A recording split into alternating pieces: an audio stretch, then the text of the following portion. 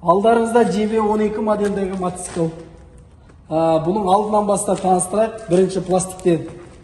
Міне красота, міне пластик. Өте жұмсақ пластик, мынау міне сынбайды, майысқақ. Бұлар жақсы, көп жүріс береді. Діріл-мірілге. Енді алдыңғы амортизатор. Мынандай усиленный. Диаметрі өте үлкен, міне 41. Міне жерде міне алдыңғы тормоз, дисковый тормоз міне.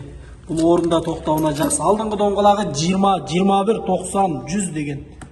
Ол жақсы, андай кедір-бұдыр жерлерді жақсы өтеді, соқпайды ол. Ал енді міне поворотниктары міне өте мягкий, жығылсаңызда сынбайды.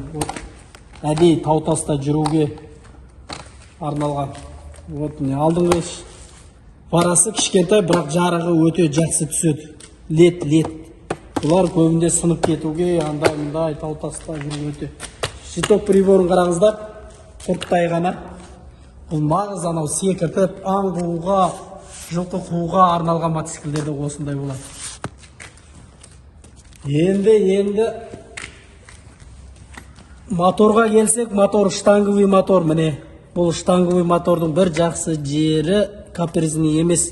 Дұрыс май құйып отырсаңыздар, бұл мотормен минимум 3 жыл жүріп тастауға болады. Даже одан да көп. Ал